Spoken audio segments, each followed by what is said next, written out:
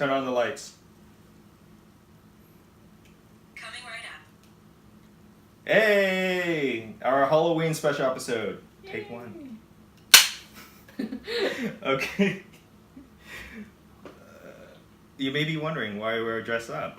Oh.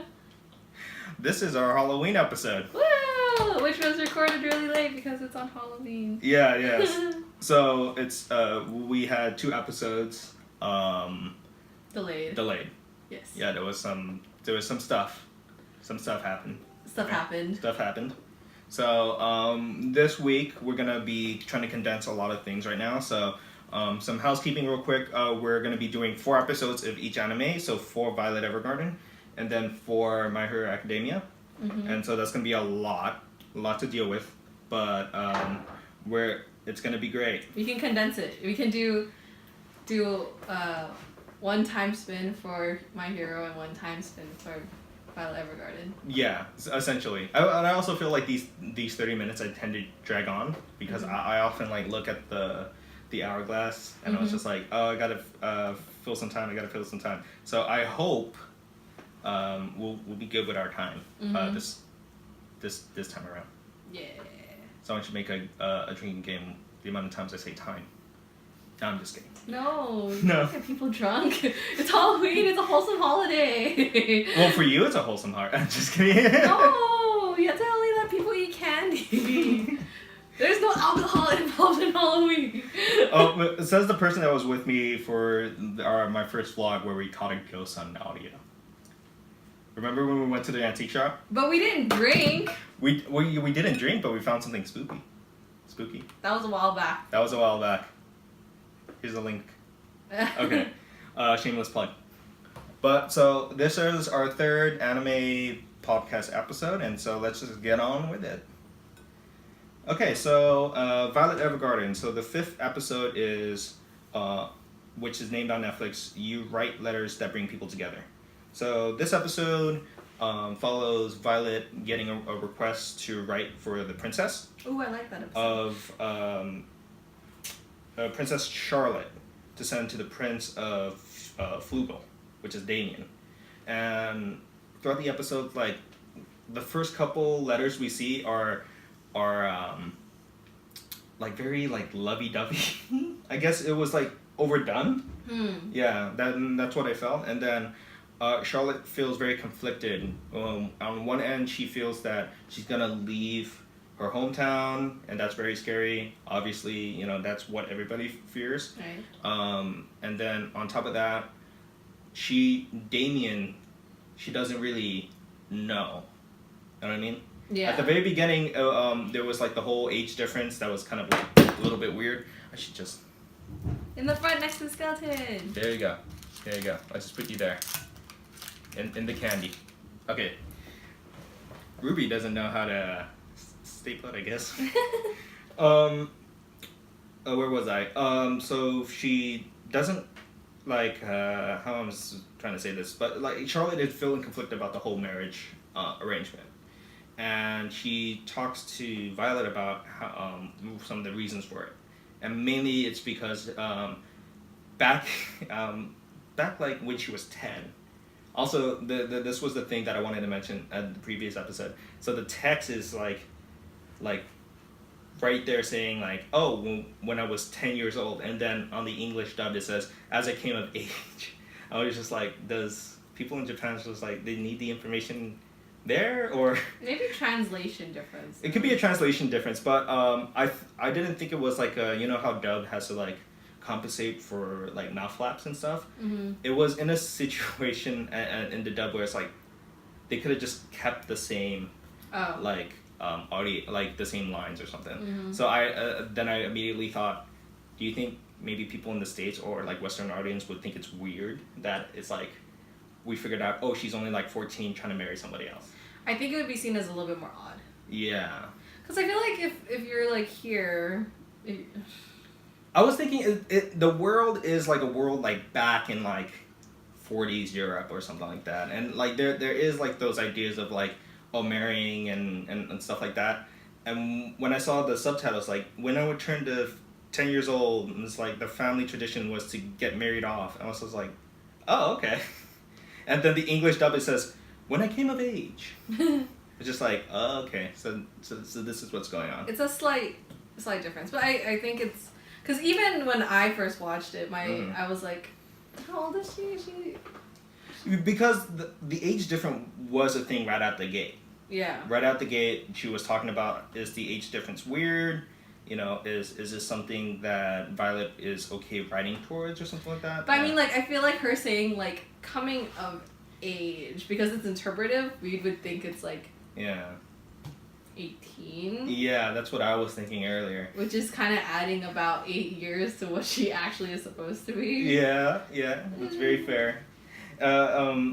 Anyways, I'm pretty sure in the comments people are gonna be like correcting us like crazy. But anyways, continuing, Violet proposed to Charlotte to just write what Charlotte told her about Damien and how she really truly feels, and then it starts to become these letters that were very produced became more private. Like it seemed more realistic, and everybody's just not like, oh, it's just like a normal love letter. You see in the episode, there's like a montage of like the letters going back and forth, and everybody's sort of like, oh wow, this sounds like a real like love letter. And it's like there's actual emotions there, and it's not just some flowery kind of BS that an auto memory style would write. You know what I mean? We later and these letters really help Charlotte and Damien like create like a relationship, and already at that point Charlotte really does feel for Damien, but it's been so long and this war happened for so long that she's still not sure, and so it needed that kind of like push to get her like to understand like, oh, this is still happening. And so by the end of the episode we find out that funny enough, the prince has Catalea writing the letters. Yep. And they go back and forth, and by the end of the episode, it's a happy episode. This one's a very good happy episode. Nothing bad happens, which is great. Which is good, but by the end of it, we learn the whole Catalea thing. But we see Dietfried, the brother of Major Gilbert, and this is where the title of the episode comes from. He says that you a soldier and this killing machine is now writing letters that brings people together, which I've seen at this point. I've seen all of the episodes, but from this episode to the next one, it was like, okay, then we're going to be diving a little bit deeper into these next episodes about like, can she still do good even though she killed a lot of people? You know what I mean? And that goes to episode 8. So fast forward, episode 6, Somewhere Under a Starry Sky. She goes to an observatory called Shahar to help scholars translate old texts into like new books. Violet meets Leon, one of the scholars at the observatory, who is skeptical about dolls and their line of work.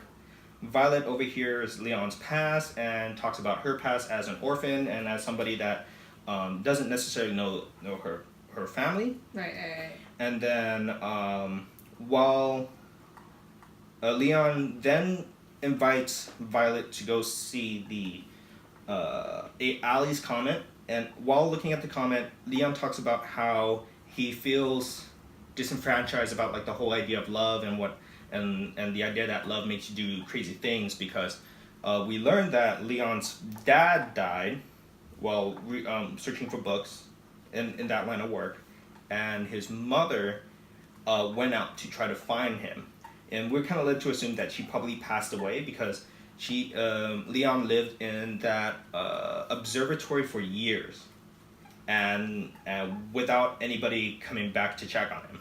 Right. Yeah.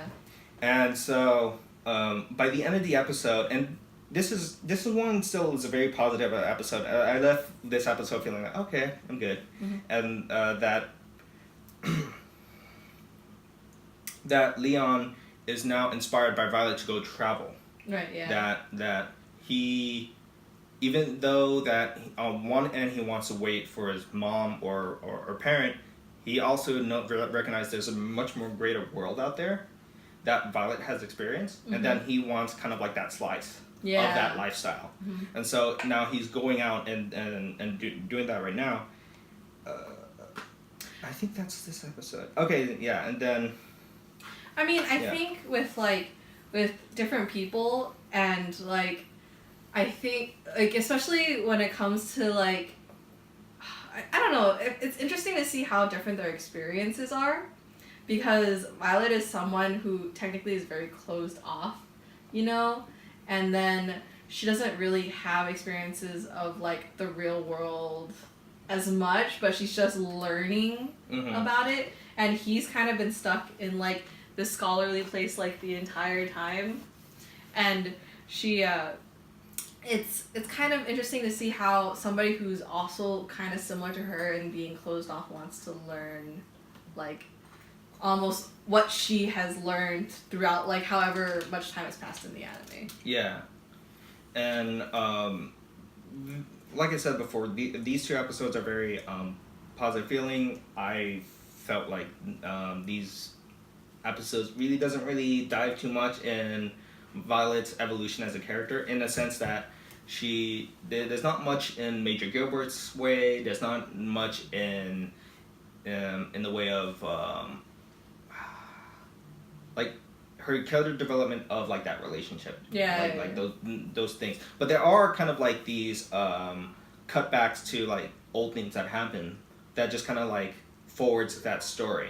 And the only thing and these 2 episodes that that really shows me like more forward thinking to the rest of the series was that episode 5, the brother comes up and confronts her about like what she's doing and how much good she's bringing, even though she killed all these people. That was so scary, though. I don't like the brother. The brother kind of scares me, and I'm just like... At that 5th episode, I watched that, and I was all like, oh shit, are we gonna like dive deep into that? And then as I watched the next episode, I was all like, mountainous region. I was like, oh, did we just drop this? I was just like, oh, what's going on? And so later in the series, we figure out a little bit more. But continuing, episode 7, the CH company goes on a work outing. It opens up. They're watching a play, and later that day, the next day, Violet gets a request to help Oscar Webster, a famous writer. This episode. Oh. This one's a downer. It kind of hurt. It kind of hurt. This episode. Yeah, so Violet gets a request by Oscar Webster, a renowned, famous writer of like a stage plays, and when Violet gets there, the whole place is a mess. Yeah. It's like everything's disheveled and like all the papers are everywhere. This cottage has seen better days. And Violet convinces Webster to stop drinking while they both work on the stage play together. As we learn later in the episode, Webster lost his wife and daughter through illness. And so after an outburst that Webster saw that like Violet had like a parasol, and like this kind of umbrella parasol thing triggers like an emotion for Webster and his daughter, because it was like this whole idea that she's young, innocent life like ticking away, and it was tough. It was rough learning that kind of story. I mean, part of it I feel like also is the fact that he lives in such like a trashed environment kind of spurs on his depression. Because in real life, if you kind of live in like a cluttered place, your mind kind of also ends up being cluttered as well. It isn't really until you start cleaning that you're like, oh, okay, I feel a little bit better about myself and things like that. And then even more, I think I have to mention there's like this one animation scene in that one episode when she's jumping over the lake, and it was really nicely done. And I was like, oh my god, this is so pretty. There's so many lights and stuff. That's the side note. Yeah, it's just by the end of the episode, he apologizes to Violet about the whole like outbursts and stuff like that. They go back into writing the play, and at this point, he admits that the play is in honor of his daughter, and that it's really tough trying to open those emotions and completing that story. And while they were trying to write an ending about her coming back to meet her father, he was like, please, like, stand on the other end of like this pond or lake area. And Violet then tries to jump and leap over this lake pond area, and it's like this slow-mo awesome. This is a great use of slow-mo, by the way. The slow motion, and he's like remembering all these moments when she was alive, all the things that happen right now, and things that he can do to pull forward, right? And that's a really powerful message at the end of the episode, is moving forward from a tragedy like this. And that's what I really like about this episode, is that it's so grounded in that kind of like emotion that it's like, like kind of like, how do you get out of a situation? Yeah. And it seemed very realistic, because part of it is that, Violet's there to help him create the story and be like this kind of like conduit for like not just change, but like kind of hey, it's not the end of the world. You can't just stop. And so that's what I really like about this episode. But later, as she was at the end of the episode, they complete the stage play, and she leaves for back to Leiden. And as she leaves, she starts being conflicted, because the words that are from the 5th episode that the brother said, and the whole thing that Hodgin said was that you're burning, like that comes back. And like she starts to think about, she create this happy ending for Webster, and can she be able to have a happy ending even though she took all these people's lives? So she's starting to feel a lot of empathy, and everything is starting to kind of like come crumbling down, and all that emotion start to like kind of like get heavy on her. And so when I saw this episode and then it went on to the train, I was like, oh, this is like the end of the episode. I got another like 10 minutes of her like discovering like all this heavy shit. It was dark. It was dark. The episode went on this whole thing like happy, sad, happy again, and then it went to like, okay, we're gonna bring up something really dark. And Cavalier brings up the whole Major Gilbert, why he hasn't like let her know about his death and stuff like that, and Hodgins doesn't really bring it up to himself. But Violet leaves the train and finds out that meets up with Mrs. Evergarden, and then she talks about how Gilbert passed away. And then confronts Hodgins about this revelation. And then Hodgins tells Violet, even though they found his dog tag, they couldn't recover his body, and Violet is kind of like in denial, and like thus thrusts us to episode 8. And even though online I didn't see like a name for it, like I episode 8 I would probably call it like kind of like searching for ghosts, essentially. So she goes to the military headquarters to confront Gilbert's brother on it about his death, and she's still in denial, and goes to the mansion itself.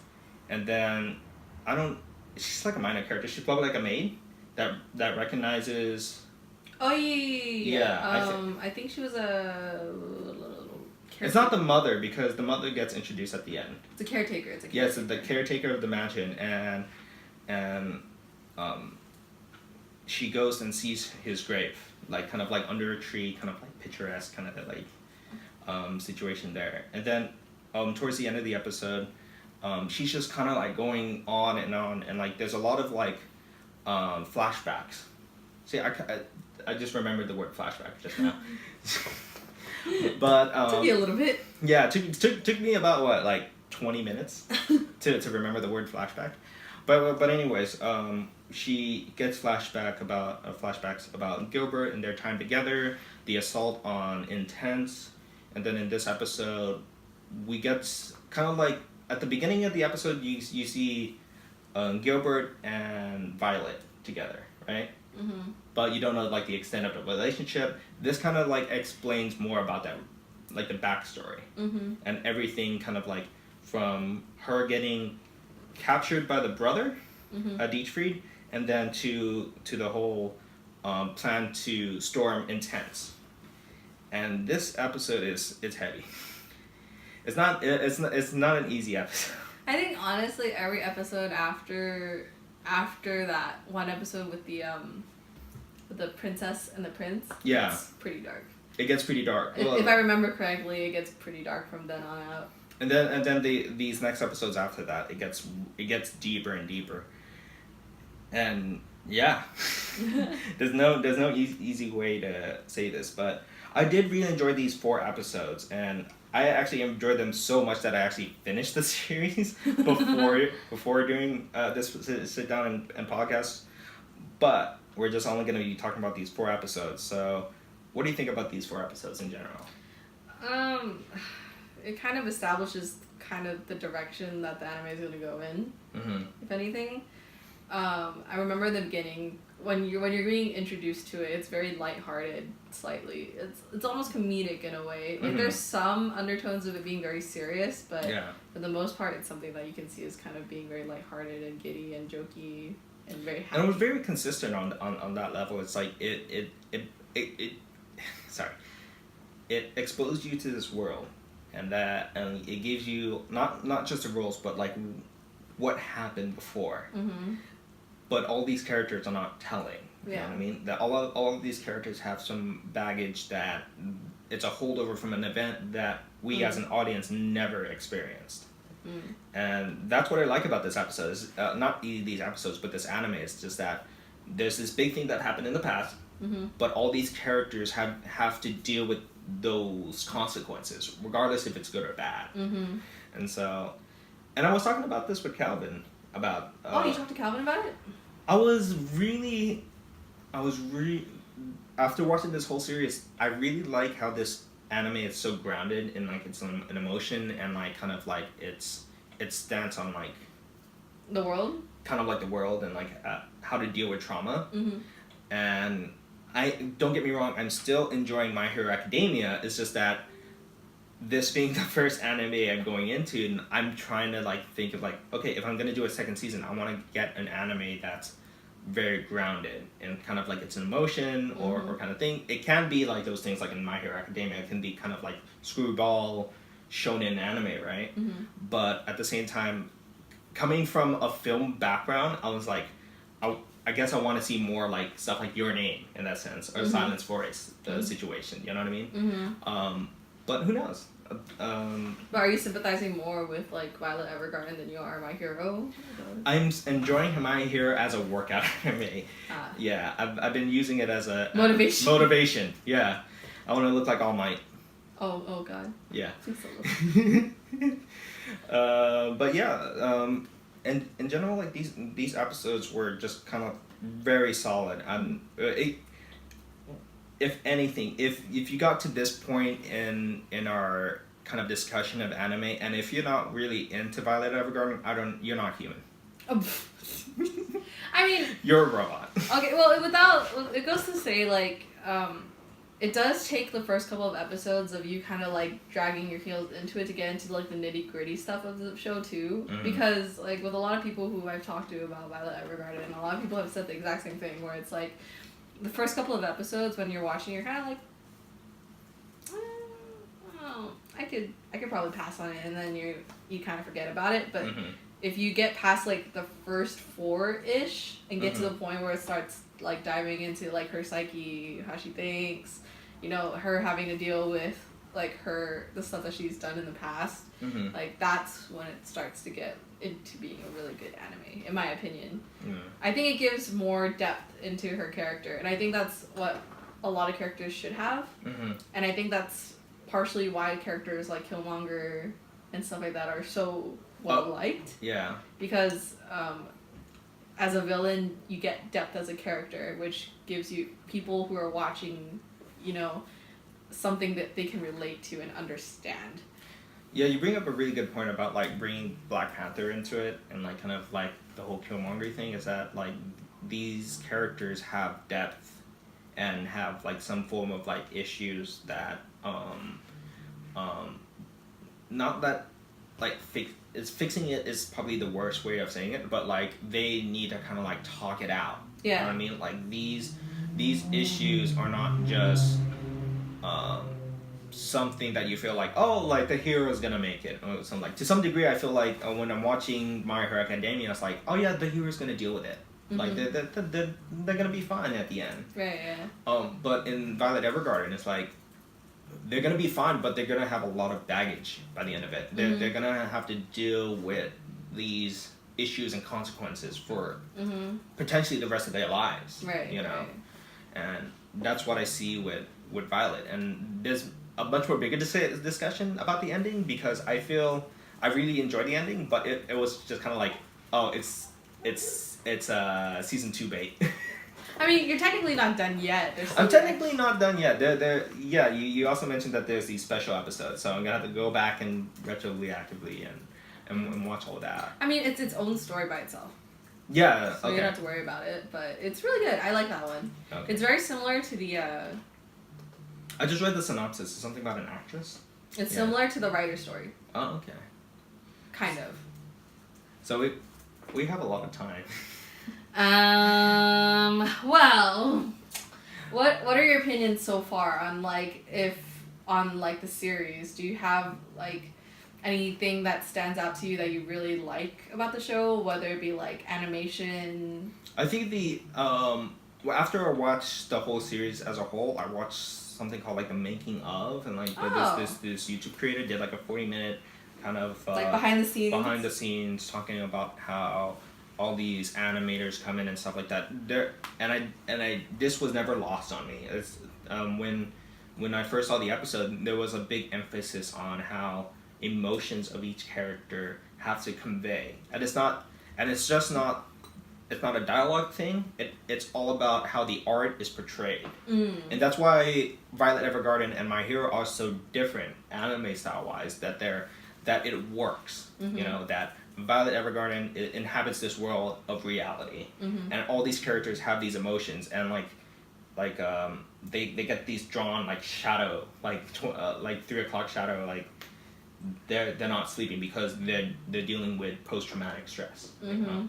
And it's just something that I really enjoyed on a storytelling standpoint, that just like in a film, it's like you don't like silent film hour, you can't just say the story. Right. The story has to be very visual, and that's what I really, really enjoy about Violet. It's very visual. And yeah. How do you feel like the issues discussed in Violet Evergarden kind of transcend and kind of pass over into like real life? Do you feel like it's something worth talking about? Like, because a big part of Violet Evergarden is the fact that she's dealing with something similar to like post-traumatic stress disorder. Some of them have like personal issues that they have to deal with. It's like anxiety, depression. It kind of makes me think. I need to go back and actively figure out who wrote like the light novels, but it seems like whoever wrote this, or the group of individuals who wrote this, they wanted a way that people in the public can talk about and like deal with their own emotions. And that's really what I feel about this anime, and I really am like enjoying every single moment of this one. It's like the way it's paced and the way it's drawn, from the voice actors they use for the English dub are very good. And so this whole series in it itself, it was just kind of completely like keep me going, you know what I mean? And that was my one worry, because coming out of anime, like back in high school and then going straight into film, it was just kind of like, okay, I'm just kind of like, I'm over that cliche story of like, oh, the next power level is like over 9,000 or something like that, you know what I mean? Like the characters are always gonna like, oh, they're gonna win at the end, you know, like kind of like not One Punch Man, One Piece. Kind of like One Piece, like each season it's like, oh, I don't know how I'm gonna do this, but at the end of the season it was sort of like, oh, that was not as big as we thought. Oh, by the way, we got this new crewmate. Right. Yeah. You know, and I was like, oh, by the way, this anime is like about 100 episodes. And I was just like, this is all of this like kind of like padding, you know what I mean? Yeah. Like that like this whole time is kind of padding right now.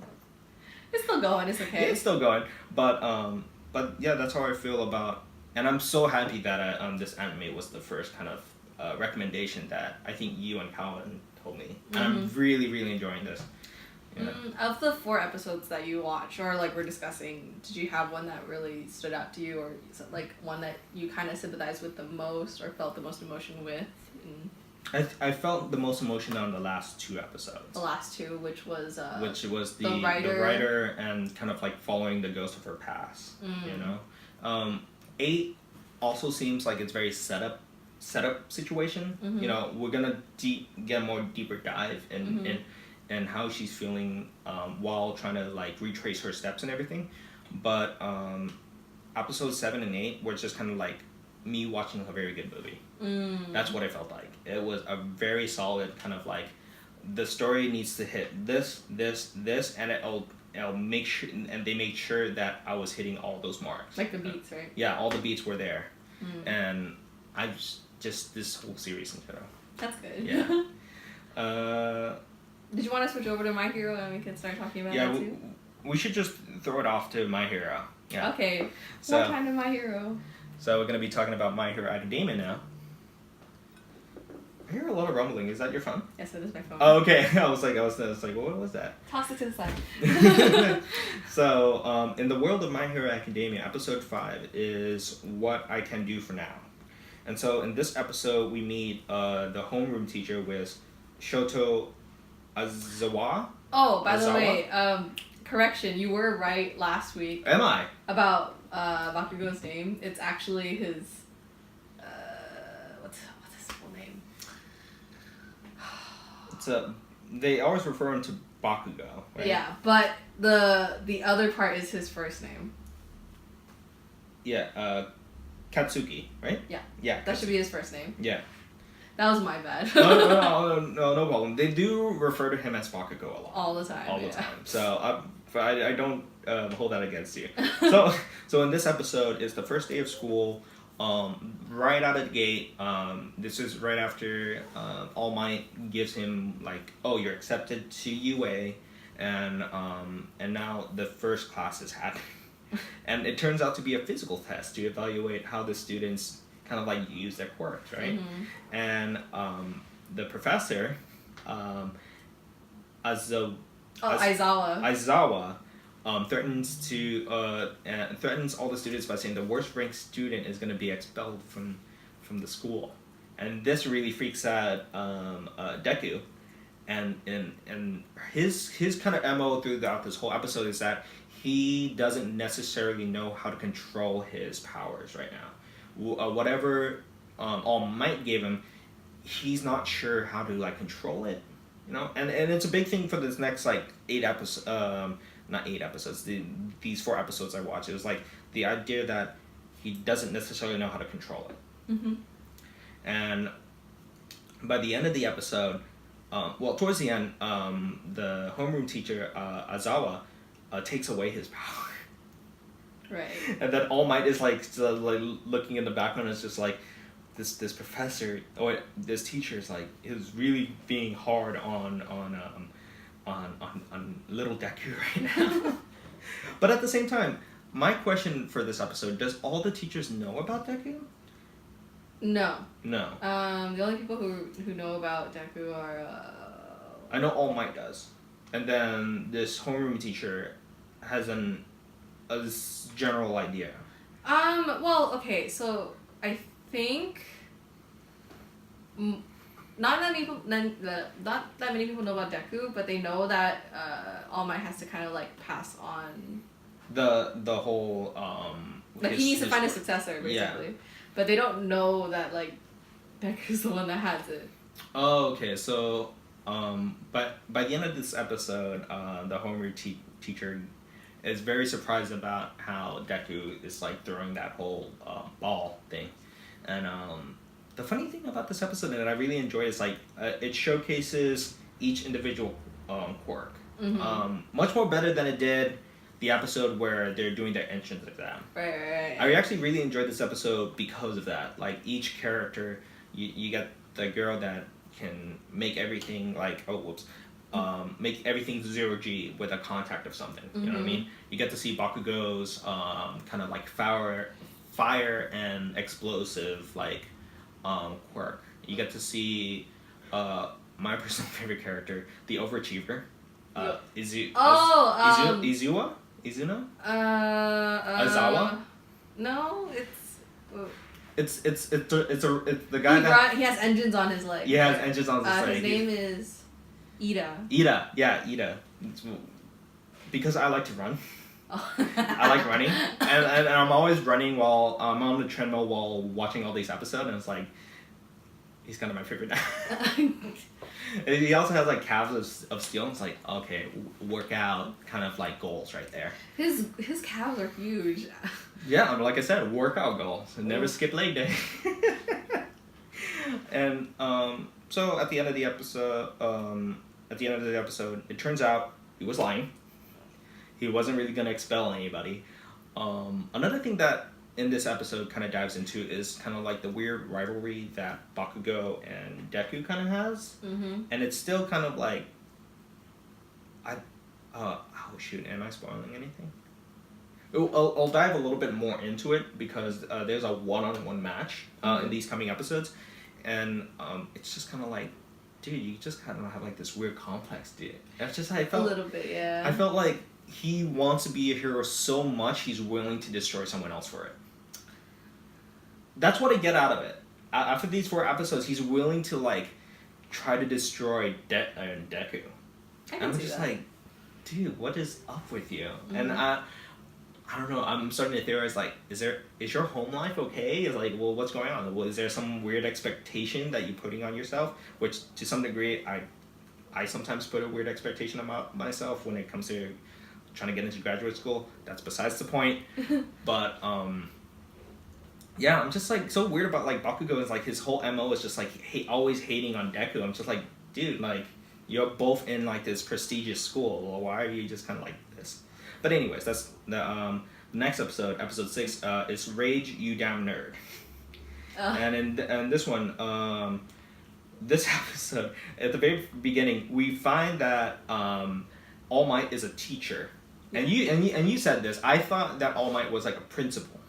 But turns out that's not the case. Right. So he's a teacher, and one of his first things he does is that he gets everybody dressed up, and it's like this very first couple of scenes is just like, I guess everybody's in a fashion show. Do you have a favorite like costume?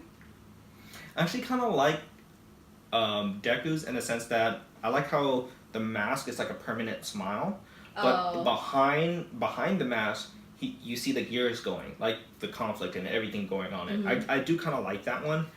You know, it's based off of All Might's design, right? I know, and then there was like this funny line that was like, he's not being subtle about this, is he? And then the other costume, I just kind of like this. Ida's costume was like. You like Ida, don't you? Yeah, I do like Ida. So the next thing you know, it's like, oh god, I have a thing for legs. Oh god, no. No. We're not getting into that. Oh no. No. Okay. Now I'm just thinking about legs. Look what you did. Is what I do on this podcast. Well, but anyway, so I like Ida's costume because it's kind of like going back to kind of like that whole neck and thing. Legs. Yeah, and yes, his legs. We're gonna bring this up multiple times now. Legs. Okay, away from costumes and legs, I'm gonna stop talking about legs. Okay, wait a second. Sorry, I was trying to read my notes and trying to interpret Oh, don't what worry said, about because it. sometimes I'm just like, what did I write? Okay, so donning their new costumes and like they're all just kind of like talking about like their inspirations for designs, and then Bakugo, still the antagonist of this whole series right now, because I guess we need an antagonist. I mean, Bakugo's not that bad. He's always on Deku. He's always on him, and it's just kind of like, dude, come on, this is our main character. But whatever. He so far right now, and you say this that he gets better later. So I'm just gonna like reserve that thing. So it's just I'm thinking about this as like a John Hughes movie. Like all these characters inhabit the same universe and they all coexist. Mm-hmm. So I'm just kind of like, okay, I'll let that slide. These characters just got to do their thing. Yep. So and Bakugo just keeps mocking him about his like quirk, like his quirklessness. You know what I mean? Talks about that and like in the code class, some people don't really know, some people don't get it. Like even though like some things are not matching up with some of these kids, so they're like thinking, how can he not have a quirk and do all this crazy stuff? You know what I mean? So it starts to become a mystery. All Might's a little bit scared, but moves on. By the end of the episode, it's a setup for the next episode, which is Deku versus Kachan, which is Bakugo's name, and yeah, and they split up hero and villain and stuff like that. And by the end of the episode, Bakugo again tries to get at Deku, and thus goes on to episode 7. And so on this mock battle where the objective is to touch a little paper mache bomb, Deku and Kanchan is just they're just like beating themselves up right now. And Deku's whole MO right now, like I said before, it was that he doesn't necessarily know how to control his quirk. And he's afraid that he's gonna really brutally mess up Bakugo. But Bakugo is just like, I'm trying to test you and all this crazy shit, and really not kind of defending the whole objective where him and Ida gets paired up as the villains to protect the bomb, and then Deku and then Nice Girl, funny enough, Ochako, are paired up as the heroes. Right. And they split off because Deku. The thing I like about Deku, he's very resourceful. And I think that's part of it is that it works with his character because he spent all this time researching heroes. He spent all this time kind of like thinking about how to save every scenario. Right. You know what I mean? So I thought it was very to the character that he was gonna be like, okay, this is our plan, this is how we're gonna go about it, and they separate. But he knows that he can't go to the objective unless Nice Girl. Ochako? Ochako or Ochako? Ochako. I mean, her people call her Uraraka too. Uraraka? Whatever you prefer. Yeah. But Ochako goes up to see Ida, and then Bakugo knows that there's no winning in the situation. It's just like, go separate. I'll keep him busy, you know. And so she sees Ida, and he's taking the role seriously. And I thought that was the most funniest part of this portion of the anime. It's like, I am the villain now, ha ha ha ha ha. And I was just like, oh my god, this guy, he's awesome. He takes everything seriously, and it kind of reminds me about me in high school to some degree. Really? Yeah, because it took a long time to just like lighten up a little bit. Yeah. Is that why you relate to him so much? A little bit. That and the whole running quirk. And it was like, I do enjoy running. Like, if there was any sport that I was ever be a part of, it would have been cross country. Yeah. Okay. And so, in this mock battle, like, by the end, we see Deku literally going,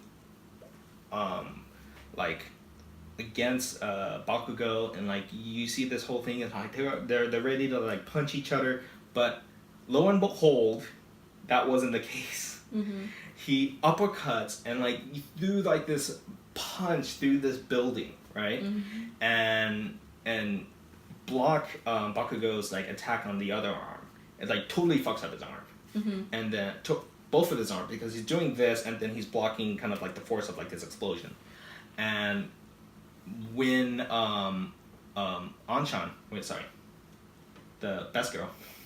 Best girl. Who's best girl? Again? Anshan? Ochako? Ochako takes the opportunity to to lift like a beam and then hit a bunch of like debris to Ida and then finish this whole thing. I think I'm all my notes is that there's no complete like separation between episodes. I might be going on to episode 8 a little bit, but we see during the simulation that All Might is like, when do I stop this?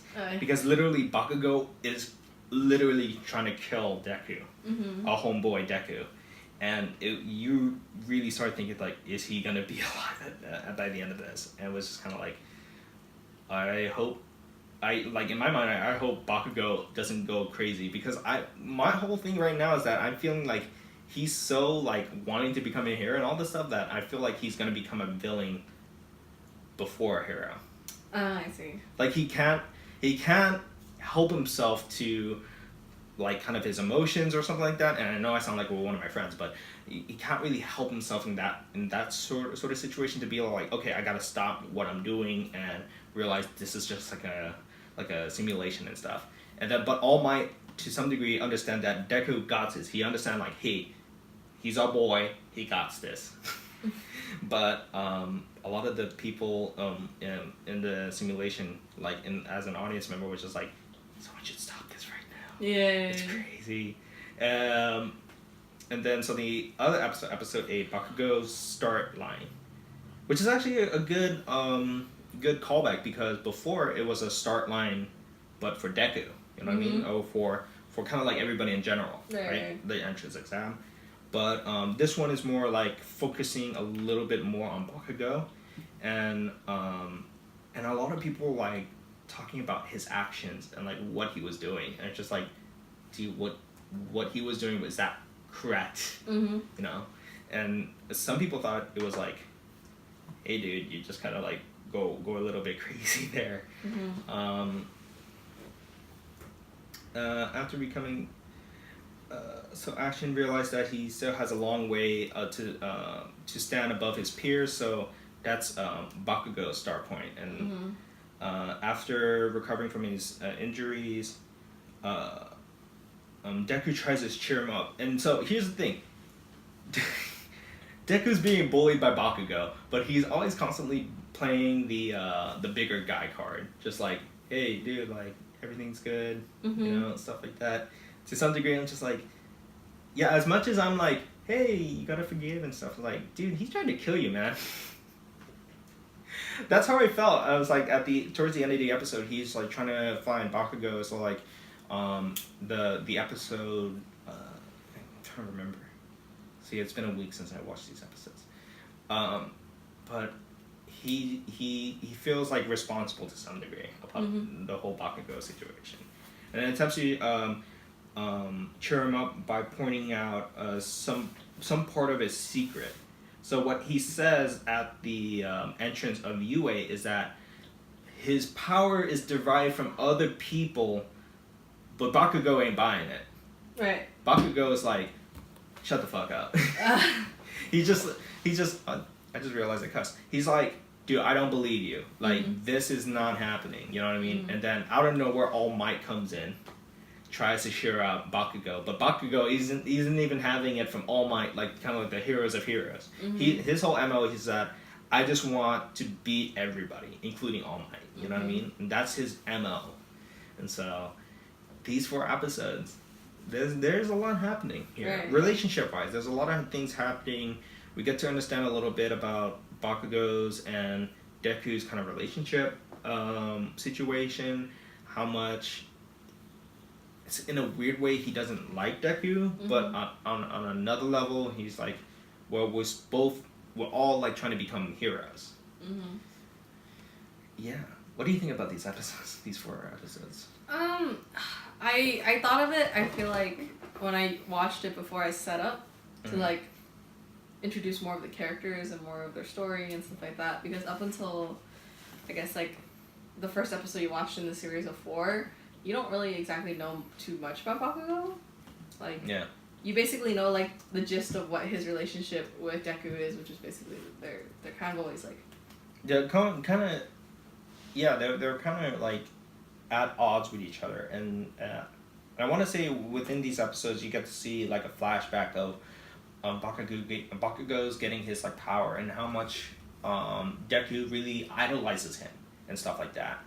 And by the time like we learn that he's quirkless and stuff like that, yeah, quirkless sounds like a really bad curse word, by the way. But when we found out that he doesn't have a quirk of his own, it's like Bakugo's whole thing is just like why is he still looking up to me or something like that? It's weird. It's just I feel like he's like a antagonist for the sake of being an antagonist, as far as I know, because we haven't really dived too much behind what he's going through. I'm starting to feel like, listen, like, is this character have some kind of weird home relationship? Is something not happening at home or something like that? Like, I still, even though he's an antagonist, he's screwing up everything for Deku or whatever in his relationships, I still feel like there's something deeper there that he's trying to, like, suss out for himself, or like what it means to become a hero or something, or maybe there's some like weird expectation in the household or something like that. And these are all just predictions, you know, to some degree, because you finished the series up to the most current season.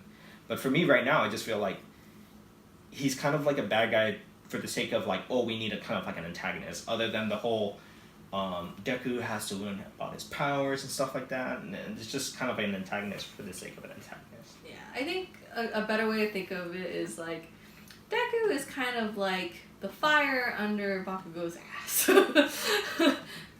Like through like how they act, they kind of spur each other to do better.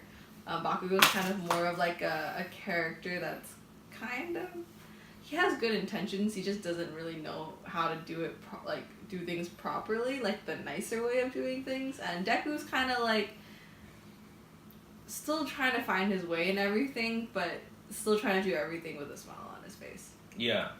So trying to be very like, okay, I'm gonna be positive, gotta make sure like everything's good and stuff like that. But the relationship is more of like a competitive rivalry, if anything. Like,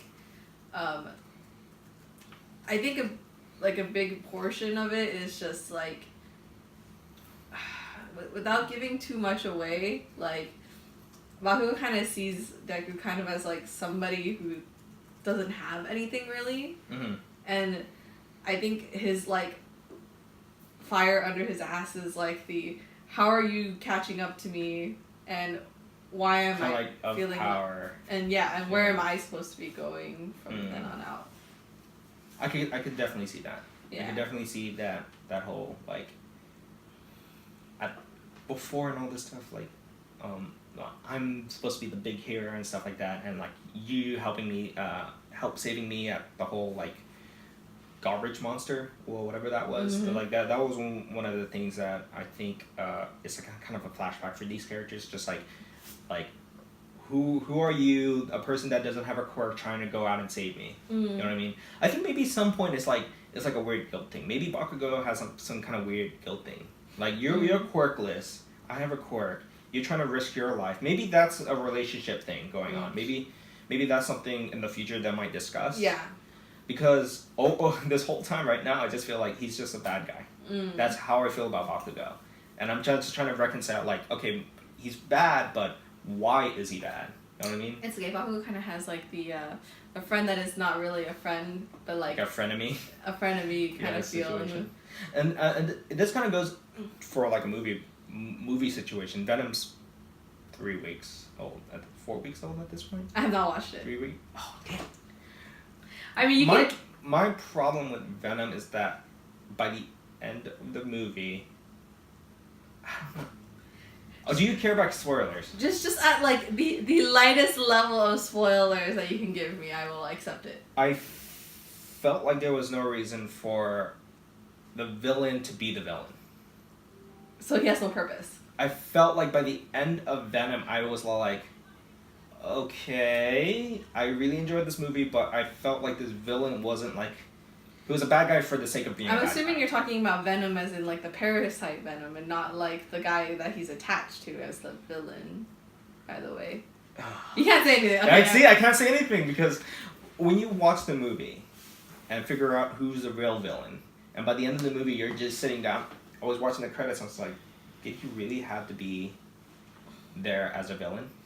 Like, there was no purpose for There was him. kind of like no purpose. So was it kind of like being a villain for the sake of having a villain in the film? That's what I feel about this first season. Oh. It's just how, like, we see this adversity kind of arc that Deku's going on, and I feel like the motivations of Bakugo, and maybe I'm just complaining because I haven't seen the rest of these episodes. Maybe the first season wraps it up in a nice little bow, but I'm just feeling like, hey, I just want to see my boy Deku develop as a hero, and I feel like Bakugo is just kind of like in the way. Maybe it's just the whole point is just to put more kind of like in front of Deku, and then later on we'll figure out more about this other character. But maybe I'm just listen, like, you don't have to agree with me. This is how I feel. I think part of it is also My Hero is like a prolonged version of Violet Evergarden. Mm-hmm. Like, you know how I was saying earlier, it's like you have to get through the first 4 episodes of Violet Evergarden in order to get to the good stuff. For My Hero, you have to kind of get through the first season in order to get to the good stuff. Yeah, this whole first season so far, like, on to this point, up to episode 8, like, I'm currently on episode 10 right now, but what I feel is like these characters have to, like, in at least for this series, like, have to be properly introduced. Like, I haven't been really introduced to, like, the other characters, like Ida and Best Girl. Keep on forgetting her name. Is she forever best girl to you? She's really nice. I mean, she's really nice to Deku. You'll meet a lot of other best girls. Well, the first Best Girl was the one that said she was bootylicious. So. Bootylicious. No, it was something else. She was like is she a super? She have like purple horns. Yeah, the purple horns. That kind of looks like Dragon Maid. Mountain Girl. Mountain Girl. Mountain Girl. What? We have a guest to the side that's trying to like. Mount Lady. There you go. Mount Lady. My friend is at the side right now. But yes, her. She's cute though. Yeah, she is. Sorry. It's the legs. Oh my god. Hey, I mean, you can't deny it. She has legs, right? And she knows how to use them. I mean, she's running all over the place. She kind of has to. Yeah, she kind of has to. So, right now, of your list of best girls, she's up there, and then it's... The only reason why I like Mount Lady is that because she opens up with a pun, and I was just like, I'm all about this. What was the pun again? It was like acquaintance, but it was ass-quaintance. Nice to meet. Your ass-acquaintance? Because it was just like this whole image of her butt, and I was just like, and then I started to think, it's like, is this for kids? Is this show for kids? But then again, I did watch Full Metal Alchemist, like 2004. I watched that in elementary school. Anime, anyone can technically watch it if you really think about it. It just goes to show you can't stop anybody from watching something. I'm pretty sure there are some like age-restricted animes out there. Like if you. Okay, first of all, hentai's art. I'm not saying that. I'm just saying that it's like there are some that are broadcasted in the day because it's like it's like our ABC where they have like those TV shows. It's like that is anime in Japan. Right. And so there are some that are broadcasted in the day and some that are broadcasted at night. And I feel like FMA and potentially My Hero would be one of the ones that broadcast them.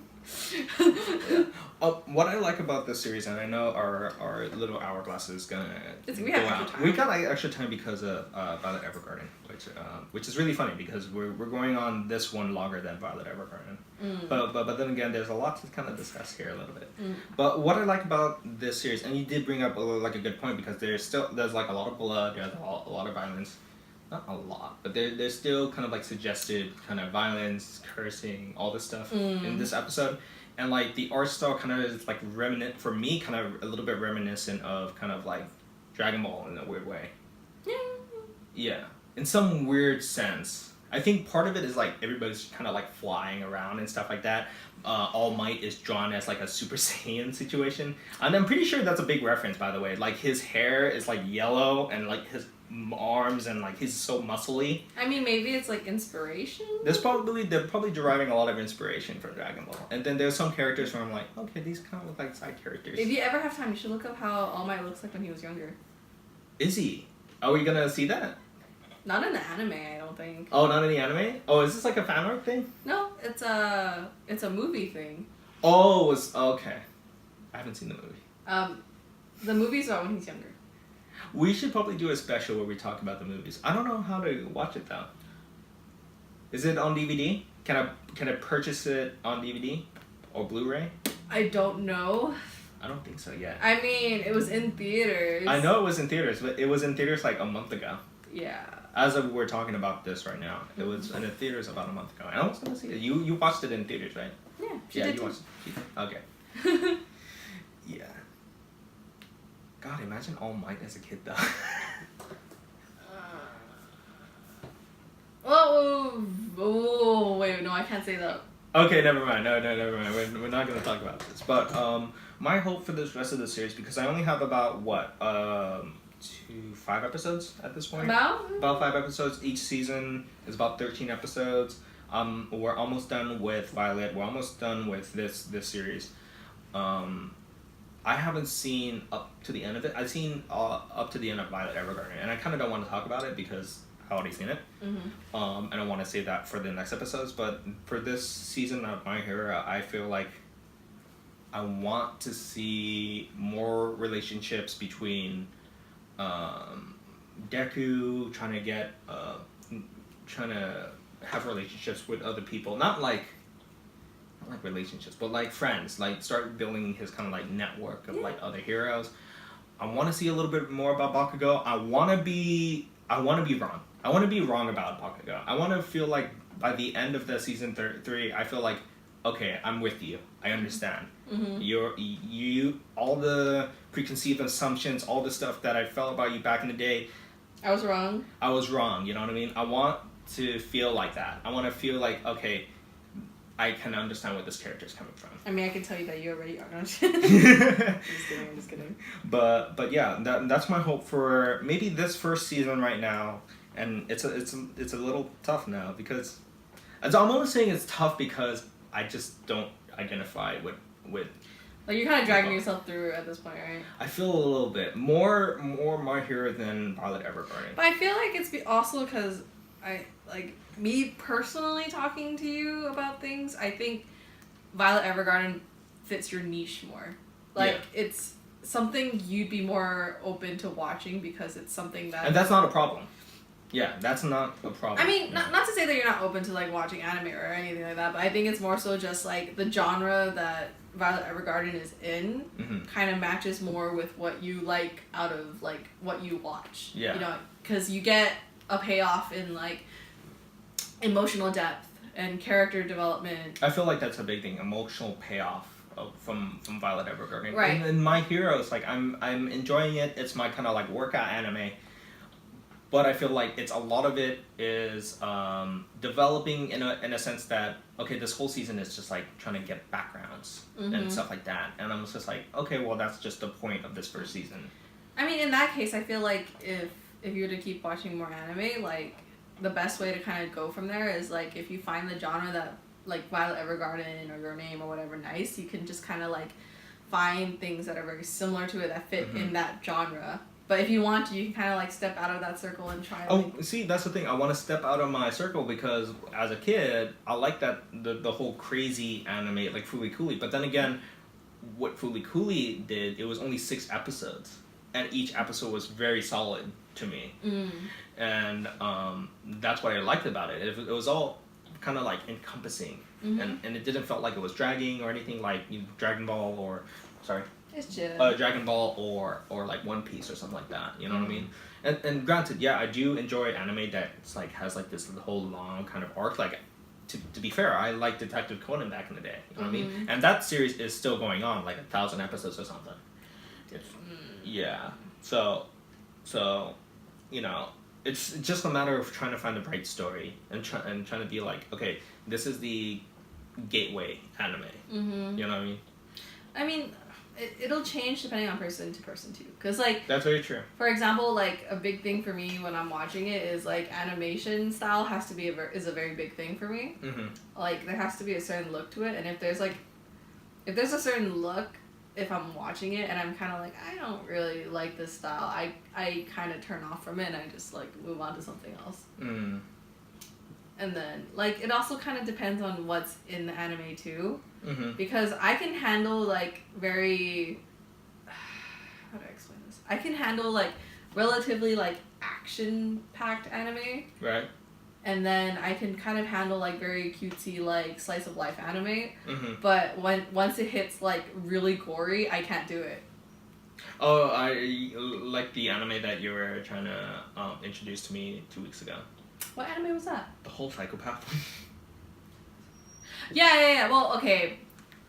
But then again, the violence was inferred, right? They when you were showing me like an analysis of that anime, it was just like all the violence was done kind of outside or very stylized. No, Psychopath is pretty gory.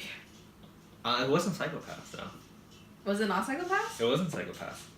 It was this other anime that was like, there's a bunch of these psychos, but there's this very innocent girl that everybody's trying to portray, like put this whole kind of innocence. Oh, Happy Sugar Life. Happy Sugar Life. There you go. I probably could watch that, but at the same time, I might get slightly like turned off by it because of like how really gory it is. No. It's not really gory. It's just that it messes with your head. Like there are some shows that kind of like they kind of scare you. Like for example, American Horror Story I feel like is one of those that like if you watch it at surface level it can kind of scare you. Mm-hmm. But like the ones that are like make you really think, like Black Mirror, are the ones that'll probably freak me out. Yeah, that's the problem I have about American Horror Story. So like the more recent seasons are always just like blue, scare you.